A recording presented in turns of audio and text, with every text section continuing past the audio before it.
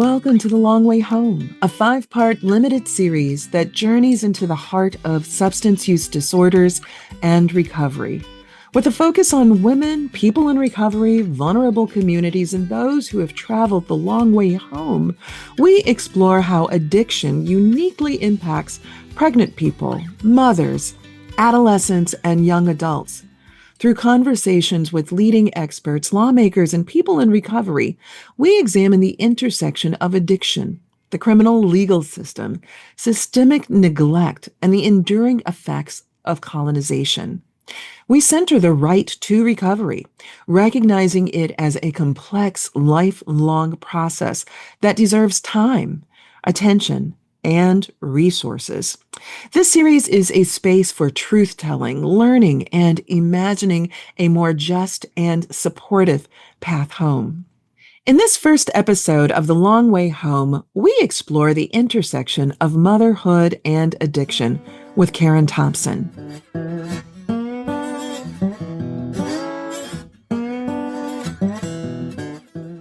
Karen, thank you so very much for joining me to discuss these very sensitive and important issues. Pregnancy justice has been at the forefront of recognizing the human dignity, integrity of the people that you've served. And these have been women who've long been left behind back in the 1990s, early 2000s, attention being given now, but pregnancy justice was there when others were not paying attention at all. So I'd like to start off with asking, how might we understand substance use disorder as it impacts motherhood? And at what stages, pregnancy, postpartum, parenting? Give us a breakdown. And with that, perhaps even shine a light on the organization, because you all really have been doing the important work for a long time. Yeah. So, first of all, thank you very much for having me. It's always an honor to speak with you. And you also have been doing this work longer than most folks out there. So our paths have crossed, and we cite to you almost every brief that this organization files. So hand in glove, we are here. So first of all, just about pregnancy justice. Our mission is to represent people who are being criminalized because of their pregnancies or their pregnancy outcomes. So whether that's an abortion, a miscarriage, or a stillbirth. And what constitutes criminalization in that context is wide ranging, but 75% of our cases do involve folks who are using while they're pregnant. And that is important because it touches on why some of these behaviors are being criminalized, the response to what is actually kind of a moral panic and not necessarily a issue that is correctly relegated to the criminal defense space.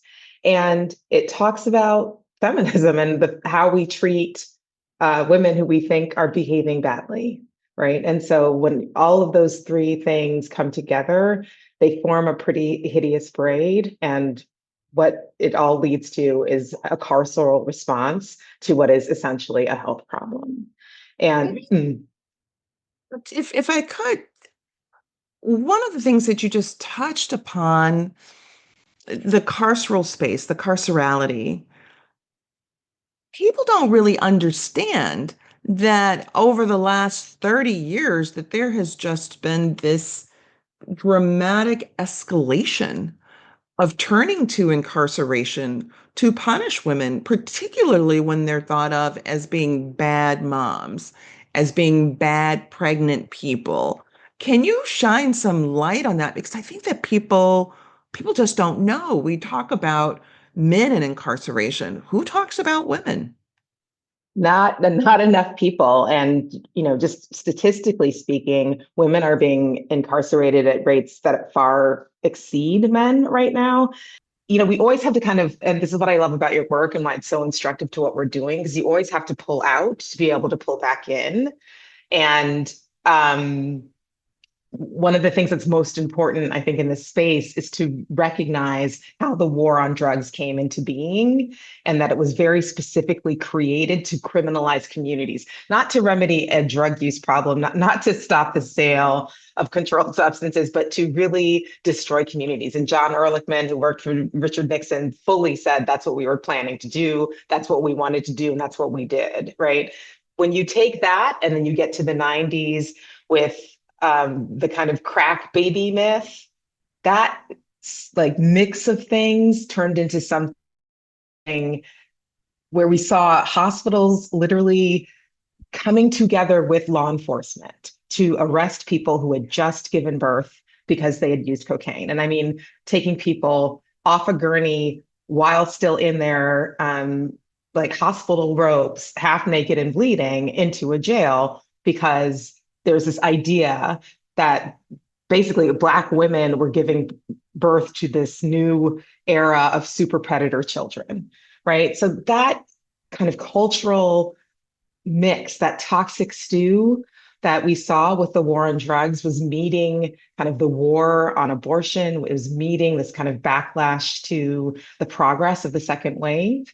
And it all kind of became encapsulated in this spike of criminalization that we're watching today. And, I think it's interesting how Jane McCurvey was, the Roe in Roe v. Wade, her history is always erased in this story. And she was using while she was pregnant as well, right? And the response was not to throw her in jail. It was like, what is the help this woman needs? Who are we going to actually focus on when we look at these issues? Are we going to look at the help, the hurt? Are we going to look at the harm? Or are we just going to say prison and jail are the only responses? I'm wondering how we gain empathy and compassion, how what's so important that you just shared, how people feel it in the heart that after Dobbs, which dismantled Roe and Planned Parenthood v. Casey, how there has been the suffering, the surveillance that women have endured, how, as you described, what it means. Like, how do we get people to understand the deep shame and embarrassment and humiliation that a person must feel if there you are in a hospital gown giving birth and you're being surveilled at the same time. So the effort isn't all about you and making sure that there's a healthy delivery and birth, but it's about the criminal punishment that's immediately going to follow. As you know, as I've written about, as you all have written about, women being dragged out of hospitals in shackles and chains with bloodied gowns or being shackled while giving birth.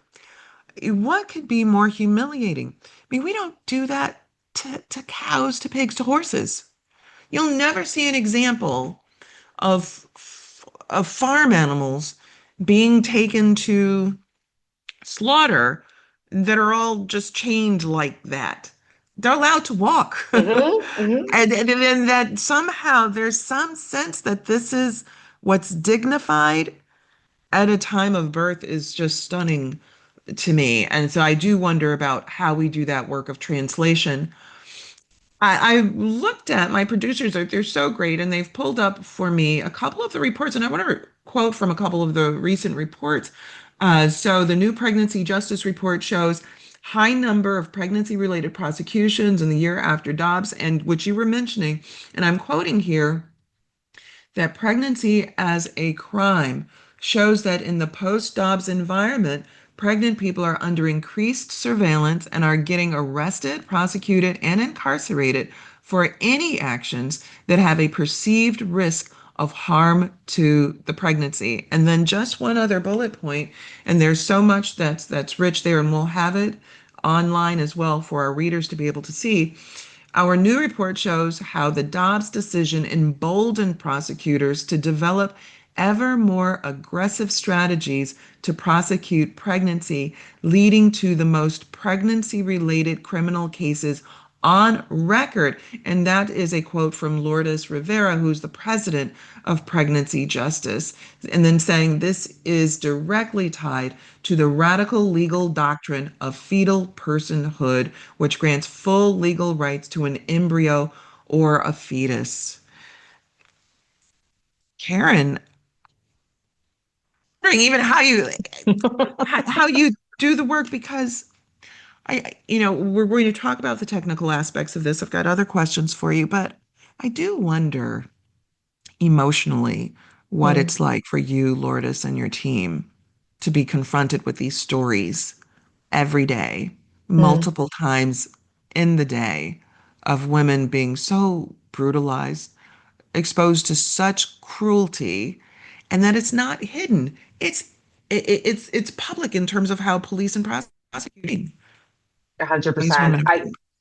I think one of the things that we have to be very focused on as an organization is that work, that when we come in, that we are doing as much as we can with our clients to remove the kind of shame blanket, to make sure that we are seeing them in their wholeness and their fullness, and that we understand that folks who are struggling with disorders are struggling with, a mental health issue or some sort of um, healthcare issue that is not related to the charges that they might be facing. And I think, there's a way in which the law is just carrying out the wishes of patriarchy, right? We know that. We know that from race. We've seen how this plays out for so many other groups.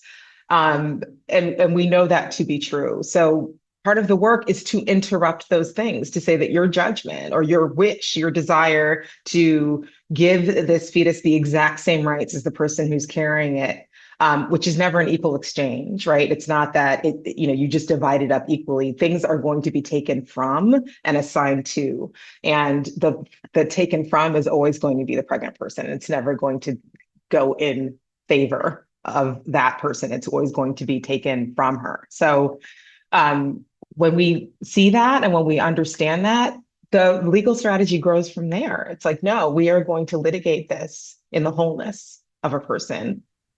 So, can you give some sense then about what the consequences are? So, there might be people who say, well, okay, there is surveillance, and they might say, well, there's surveillance because don't we want for people who are pregnant to be healthy and safe, and that the surveillance is connected to promoting their health and safety? What's your response, your quick take on that? Well, whose safety? Whose health? And how is jail going to guarantee any of those things for anybody? But whether it's the fetus, whether it's the pregnant person, one thing that jail is not known for is providing great health care to the folks who are incarcerated. So it is a myth and a lie to think that that is the answer to the question. The real question should be, what is the need that is not being met here? And that need is about people getting the treatment they need. But putting all of that to the side, one thing that we see over and over and over and over again is that when people are being charged with child abuse, when they're being charged with murder, when they're being charged with, and literally this, we have a amicus brief we're working on right now where someone is being charged with the sale of controlled substances to their own child for breastfeeding, right? And they're using the idea that you are selling drugs to your own fetus if you are breastfeeding with your body to keep your child alive.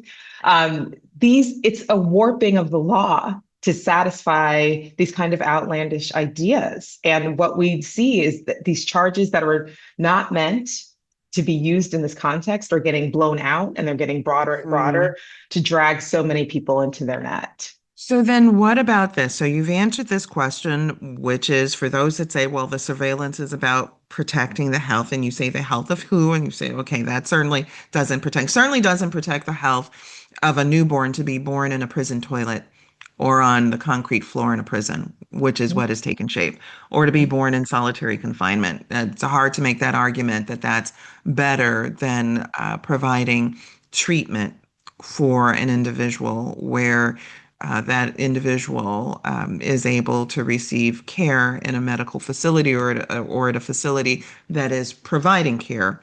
Well, then what about people who say, well, surely the incarceration must not be long.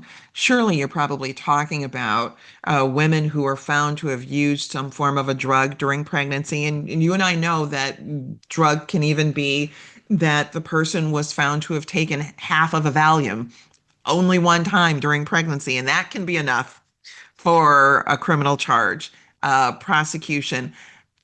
For those who say it must not be very long, these sentences, like they maybe it's like a weekend in jail, maybe it's a month away, and then they've learned their lesson and they're back home. What's your response to those who say it cannot be as bad as some are saying? It's as bad. It's as bad and it's worse. We are seeing people get 10-year, 15-year, 20-year sentences because these are felonies. They're not misdemeanors, they're felony acts, right? And so if you're getting charged with felony child abuse, you're not looking at a 5-year sentence. You're looking at much more extended incarceral moments, right? It's terrible. It's Then terrible. sometimes there are people who are taking plea deals, right? And so I think that we should also interrupt something else because you mentioned at the beginning of the show the war on drugs that targeted certain communities. And we know out of that came mandatory sentences. But behind it, I think, is this vision that it's a corrective, that it solves something. And there is a mythology around the use of crystallized cocaine. I don't encourage anybody to use crystallized cocaine. Not at all. Don't. But I think that there was a misconception that was clarified through the works of doctors like Claire Coles, Hallam Hurt, about the narrative that was associated with crack cocaine, which again, one hopes for people to be able to get the help that they need in these cases. But can you speak just briefly to what was the mythology and yet what was the punishment? Yeah, the mythology was literally that using crack while you were pregnant was going to turn your child into this asocial, pathological uh, blight on society. Literally, there was like columnists who spent a lot of ink and a lot of time talking about the damage that the crack baby would do to society. It would suck up all of the safety net. It would, yeah, create this super predator class, and that was Hillary Clinton. Okay, so like there was a real social push to demonize these children. Well, what happens? Turn the 2000 comes along, New York Times is issuing retractions saying, you know what, we are so sorry. That never happened. The science has now shown us that those kids are just fine. No, nothing was wrong with them. A lot of the moms got the care that they needed, right? And things are fine. But what we have decided that we want to do is, again, treat folks who need care as monsters. And then we treat their children as monstrous. Yeah, and so in this disparity that you've just pointed out, so what we know then from these longitudinal studies done by Dr. Hallam Hurt over 20 years tracking children who were born after there was maternal use of crystallized cocaine. And to be in Hallam Hurt's study, you had to have said, well, that you used it dozens of times, dozens of times. And she wanted to see then what was the outcome for the children. And at each benchmark, whether it was at 3 years old, 7 years old, going into middle school, high school, she didn't see. She Mhm. didn't see what was being purported by journalists, by politicians, and yet the consequences that the mothers experienced with taking plea deals of 10 years, 15 years, 20 years for something that did not materialize. And along the same time, what research was showing is that there was this dramatic rise in prescription medications that were being prescribed to more educated, wealthier white women during pregnancy. Cocktails of them, Demerol, Oxycontin, various things all at the same time, a recognition that these women were experiencing stress and pain during pregnancy. And so there becomes this tale of two cities that on one Mhm. hand, you can be prescribed medications that respond to the stress, the pain in the back, the swelling of the feet, the headaches, all of those things during pregnancy, in the sense that, of course, there is a moral and social good in responding to those things and making sure that those pregnant persons are able to be as comforted as possible during Hmm. pregnancy. And on the other hand, we've got a gel cell small enough for you, for others. 100%. And I think that, you raise a really important point about the science, because I think if you look at all of the studies or across drugs, so it's not just, crystallized cocaine, which we now have shown, we've debunked completely, but we're seeing that for other things, including fentanyl, including opioids generally, that they're the long-term harms, even if a child is born and is demonstrating neonatal abstinence syndrome, which is basically withdrawal symptoms at birth. Even with those things present, children recover very quickly. And the best way to help them recover is to keep them with their parent and to keep them with skin to skin contact, to enjoy that golden hour, to have the interconnectedness and the care that happens through the relationships, right? And so it's not just about the science being wrong, but when we split people from that kind of net of care, we exacerbate the worst things about the health outcome. It seems to me that there's this real divide in terms of those with whom empathy can be shown for their pain Yes, or their discomfort, and a real sense that we should respond to it and that we yes. should help them to be healed, and then others being blamed for their social conditions and for responding to those social conditions. Mhm. It's dramatic, and I would only wish that we could address that better in our society. Our Mhm. time is just flying right by, so I better get back to these questions.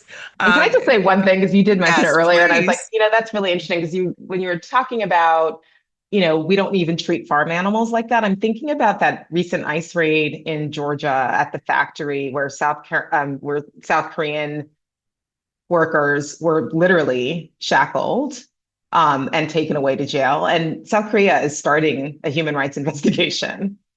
And I was like, that's interesting because there are so many, this has been happening in jails and prisons in the United States forever, right? And we are used to it. We are programmed to believe that that is the correct response to certain people. And we're okay when we see it happening to those people over there. And it's never over there. Like it always comes home. And I'm horrified for those people. I also recognize how long that's been going on, and I hope it brings some attention to other spaces, including the way that pregnant women here in the United States are definitely criminalized. Okay, Karen, so you've taken us back.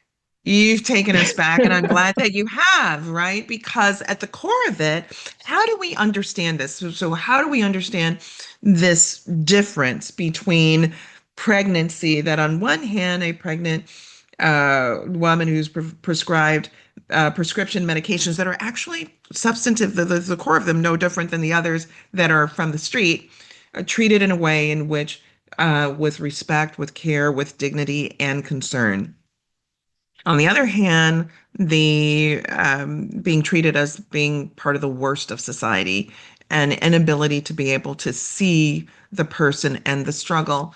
And it seems to me that you've really taken us back to an origin story, right? Like this origin story of some people lacking the legal definition and status as being a human being, right? As Plain, being yeah, just property.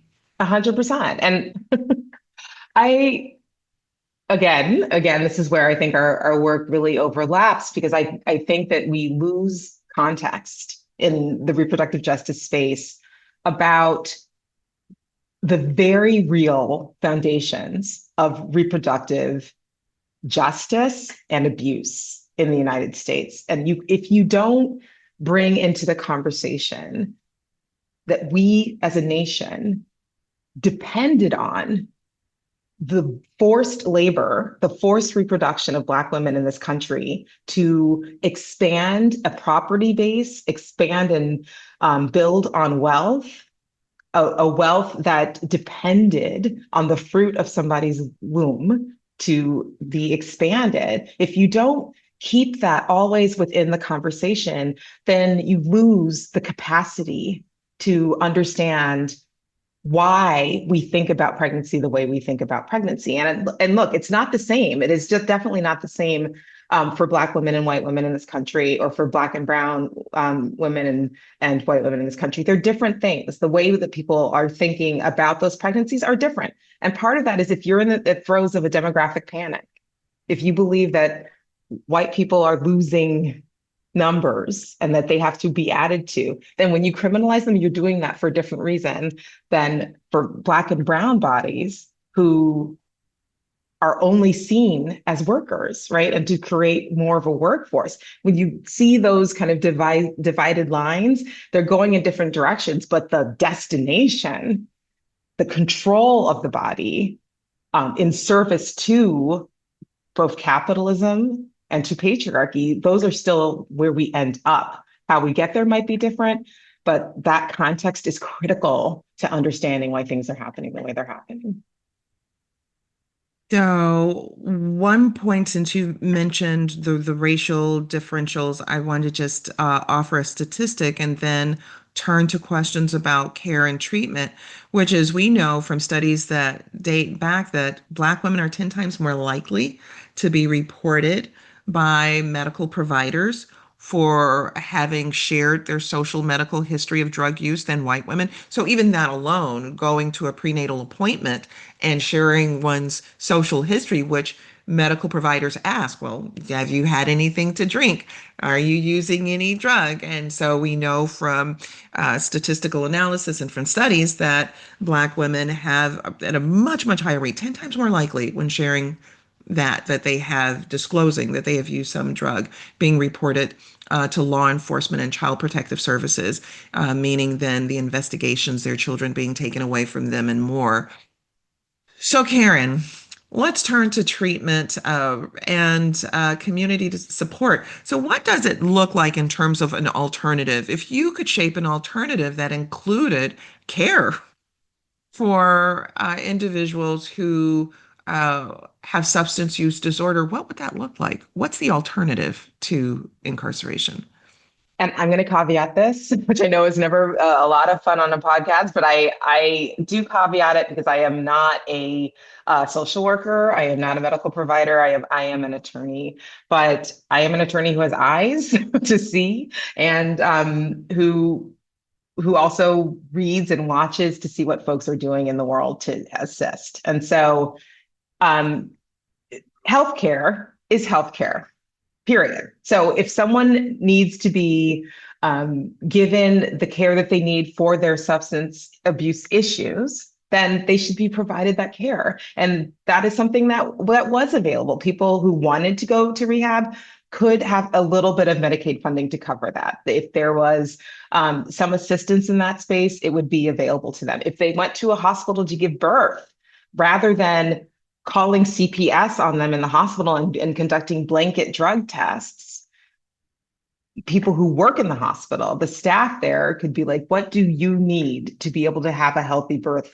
right now? And then be able to support the child that you bring into the world, right? And so we don't have that infrastructure. It's not as robust as it needs to be. And what we also see is even people who are trying their best to provide those sources for people who are rehabbing, even if it's only for women, they won't take pregnant women in those rehab organizations, right? So the specificity of the experience kind of falls out, even in the places that are supposed to be there to support. So I think some of the problem is we just don't have the resources to give people the care they need. And so what happens is that law enforcement or prosecutors then show up in court and they were like, look at this mess of a person who is standing next to me. And the judge is like, woof, you know what? You need to go to jail to dry out. And then that becomes the answer to everything. And so I think if there is a response, it needs to be that, again, that interconnectedness of care where people are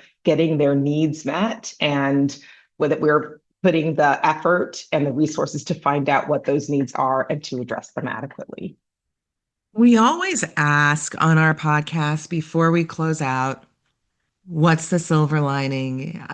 The points of hope ahead for people who may be very doubtful about a commitment to justice in our nation and world in these times. And so we like to think about where there are spaces of hope. And if you could help us with that, what for you, within the context of all that we've discussed, stands out as a silver lining or a point of hope? I always struggle with this question because I don't want to I don't want to sugarcoat that we are in terrible times. And while terrible times aren't new, the particular circumstances of these terrible times are new for us. And so um, I want to be hopeful, but I also want to recognize that we are in what we are in. That being said, I also feel like we paint hope as this tiny little Tinkerbell thing with wings that's fragile and dainty. And hope is like a prize fighter, right? Like hope has a black eye, a busted up nose, her lip is bleeding, clothes are torn because hope is getting beaten up and is standing up and still landing punches. And so when I think about hope in this moment, I think it's about the fact that we are still showing up, that we are really dedicated to truth telling, no matter what the kind of impact is on that, or the pushback is on that, we are completely focused on how we are going to make this world better. And that means that sometimes you have to lose to win. That means that we have to struggle with this idea of shame that I think so many people feel very overwhelmed by, this idea that they are bad, that they're doing something bad, when in fact, they're just in a world that is painting them in a very particular way. And the fact is, people understand. We have this conversation on a broader level, and we talk to partners on the ground. When we bring it into the courtrooms, people understand that these ideas of fetal personhood that lead to this over policing, that lead to this surveillance, they're not working, that they're not the answer. We recently closed a settlement in Alabama, in a county there that was just treating pregnant people in their jails terribly. And we settled with them in Alabama, right? So we know that there is hope, that there are ways to go forward to address this crisis of carceral response to pregnancy. And I think we will decriminalize pregnancy. It's going to take us a second to get there, but it's happening. And with your work, with Dr. Roberts' work, with Jamila Parrott from Physicians for Reproductive Health, who is a fantastic organization that I hope everybody looks up and looks into, we can get a different world together. We can think about different ways to react, to keep families together, to keep people healthy, and to make the justice system just. I love this vision of hope. You've given me a whole new idea of thinking about the scales of justice and actually placing an image, giving hope an image, and what hope looks like. I love it. I love it. And I thank you. Thank you so much, Thank Karen you Thompson for having from me. Pregnancy Justice, joining me. Really appreciate it. It's been an honor. I appreciate it. Thanks, Michelle. Guests and listeners, thank you for joining us for our special limited series podcast, The Long Way Home. We want to thank our guests. And to our listeners, we thank you for tuning in to learn more about addiction and recovery. For more information about what we discussed today, head to msmagazine.com. This podcast series is available on Apple Podcasts, Spotify, iHeartRadio, and wherever you listen to your favorite podcasts. We are ad-free and reader-supported, so we encourage you to support independent feminist media. Look for us at msmagazine.com for new content and special episode updates. And if you want to reach us to recommend guests for our show or topics that you want to hear about, write to us at ontheissues@msmagazine.com. We want to thank collaborators for this project, including Professor Regina LaBelle. She is the director of the Center on Addiction Policy at the O'Neill Institute for National and Global Health Law at Georgetown Law. She is also a professor of addiction policy at Georgetown, where she is also the founder and director of the Masters of Science in Addiction Policy and Practice program. Our producers for this episode are Roxy Zoll, Oliver Hogue, Allison Whelan, Mariah Lindsay, and our intern is Emerson Panagrahi. We also thank Jennifer Weiss-Wolf. The creative vision behind our work includes art and design by Brandy Phipps, editing by Natalie Hodlin, and we are always grateful to you, our listeners.